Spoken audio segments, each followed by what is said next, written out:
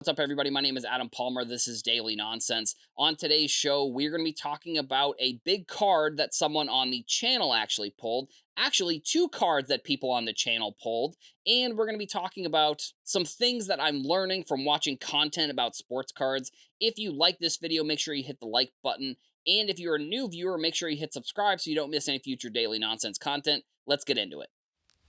One of the places that I find a lot of my new content that I'm looking for, kind of watching, because I consume TikTok. That's like honestly, that's the platform that I use the most. Not even just from posting content, because I do post content there, but like from watching videos. And one video popped up on my timeline from the 1,000 Card Project. It's a podcast. I think you can watch it on YouTube. They had Dale on from CMG Sports Card Investments, and he was talking about basically finding systems that have worked for other people and following those systems, because if they work for other people, if you can figure out a way to basically copy those systems, there's really only like a few different ways to make money in the sports card industry, and people are finding new ways every single day. But there have been some tried and true strategies and concepts that have worked throughout time, and that led me into watching Mike, one of my Boston guys, Mike from Junk Wax Hero. He has a show called the Sports Card Clubhouse where he had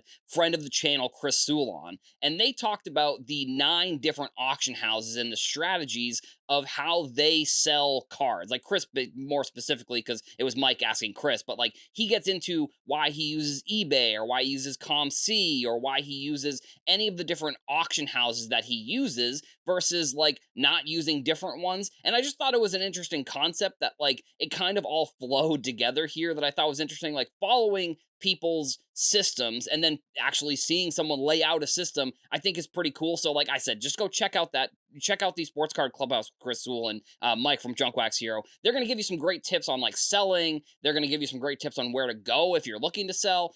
So I wanted to give those people a shout out because that was just something that I found, and I wanted to share some of the stuff that I'm learning on the show here. Another show here on the Sports Card Nonsense Network is going to be Mojo Breaks. They do the breakdown, I believe is the name of their show. They do a show, but they also do breaks. And I want to, I think I've talked about Mojo Breaks in the past, probably, or maybe on a different show, maybe not on this show necessarily. But they were like one of the first content people that I followed when I was getting back into the industry in like 2018, 2019 ish. So they pulled actually a very interesting card that I did not even realize, I guess, was a thing. I saw someone make a video on TikTok talking about this card, and it is the Klay Thompson Steph Curry with the championship tag and an autograph. And what I found out actually from looking into this card and seeing other videos and people talking about it is that it's actually the first Steph Curry, Klay Thompson RPA in their careers. Like they've had patch cards and they've had autograph cards together, but this is the full, not, I guess not an RPA necessarily, but first patch autograph card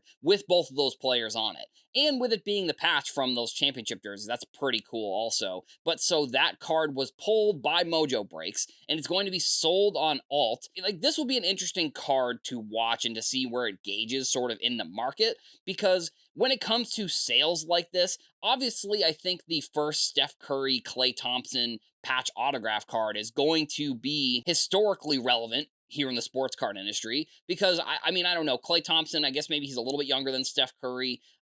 He was drafted, I think, in 2012 or 2013. I know Steph Curry was drafted in 2009. So Steph is probably sort of at the end of his career. I mean, he's the type of player where he could probably play for a long time. He's not a very physical player. Like, it's more just conditioning with him. Klay Thompson, actually, maybe about the same. So maybe they're not close to the end of their careers now that I'm kind of saying it out loud. But those two players haven't had a card like this and however many years. So I mean, 2009, that would be probably about 15, 16, 17 years at this point. Now we're seeing those cards, and it's a significantly historical relevant card in the sports card industry, with two players who are definitely going to be Hall of Famers, obviously multiple time world champions. And they had that crazy run in the 2010s, and then they beat, unfortunately they beat my Celtics in the championship a couple of years ago. I'm actually not 100% sure what the card ends up selling for. Like, I could see it selling for like above 100K, but like, is this a card that's like a 3, 4, 500K card? Like, I don't really know. I guess it really will depend on like how many people want Steph Curry cards. And I guess when you're comparing markets, like Steph Curry's is similar to LeBron, but like Klay Thompson's is definitely not anywhere close to that. Like when Steph is at the end of his career, I could see it being very close to LeBron's career. Like he has so many championships and he was like a player, like the Splash Brothers just in general. I think we're going to look back at that era and it's going to be looked back at as an era where they changed the game. Like it's very similar to, maybe George Mikan back in like the 40s and 50s where they basically had to invent new rules for him. They didn't necessarily invent new rules for Steph Curry and Klay Thompson, but they completely changed the game of basketball. So like this card, does it sell for 100K? I probably think it's probably around that number. Any higher than that, I guess it would be a little bit surprised. But like I said, somebody who is a huge Steph Curry and Klay Thompson collector could look at this and be like, this is like a one of one, and it's a one of one on top of a one of one because there aren't any other cards like this with Steph and Klay. So it depends on, I think, how many people are going to want this card. If multiple people get involved, I could see it going higher. But around that 100K, I could definitely see the sale of this card being right there. I know that I've been doing a lot of shout outs to other content creators on this episode, but I'm going to be doing another one. So Jesse, obviously Jesse, aka Sports Boy here, Jesse Gibson on the Sports Card Nonsense Network with Mike Geo. They've got the Sports Card Nonsense podcast. He does breaking, and he had a video recently that came out that went pretty viral in the sports card industry. I mean, last time I checked, it had around 350,000 views. So Jesse dressed up as Bud Lightyear, and he was opening up Topps Chrome cards. And he potentially pulled one of the biggest cards from this year's Topps Chrome.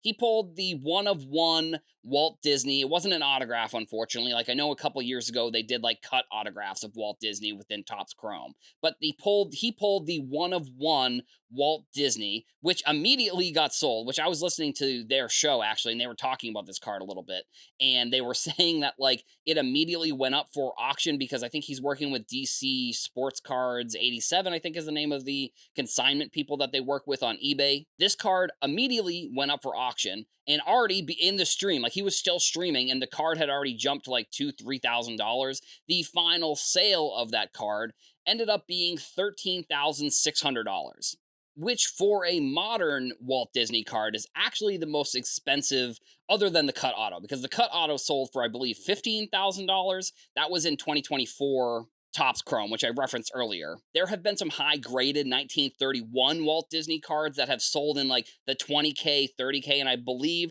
the most expensive one was one of the PSA 9s, which I believe is a Pop 3, that sold back in 2023 for $40,000. So this is probably one of the bigger cards in this product as a whole, and I think the Topps Chrome Disney set is actually very cool, and I have had my issues with it. I have had my issues with those printed on autographs, and I don't know, whatever. I think it's just never going to stop realistically. So I'm not super concerned about it as much anymore. I don't know. It's still annoying. But either way, so Topps Disney Chrome and then Topps Spongebob. I mean, I'm not going to really cover Topps Spongebob as much, but I have seen a ton of one of ones sell for Topps Spongebob that I think is really cool. So like, I want to give a shout out maybe just to Topps for coming out with two pretty cool like IP cartoonish related products. Obviously Disney Chrome has different, non-cartoons in it, obviously too.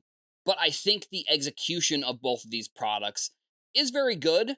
And it actually is one of the interesting things about the SpongeBob product, and I guess maybe the Topps Chrome Disney product as well, is that like I feel like the longevity of people posting about those cards has actually been a lot longer than it normally is. Now with SpongeBob, it's the first product that's come out in so long, so maybe that's the reason. But I think that's pretty impressive considering like the time frame and the lifespan of how interested people are with product releases in general. I think that's one thing that will be interesting going forward, especially the SpongeBob cards. All the different posts I'm seeing are different cards.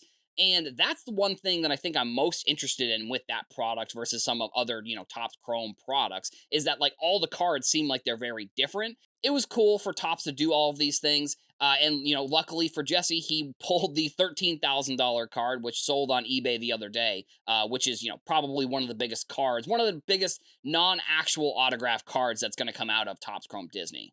That's all we've got for the show today. Make sure you leave a comment. Let us know what you thought about today's topics. Also, make sure to come back here to the Sports Card Nonsense YouTube channel every day for more daily nonsense. Thank you all for watching, and I'll see you in the next one.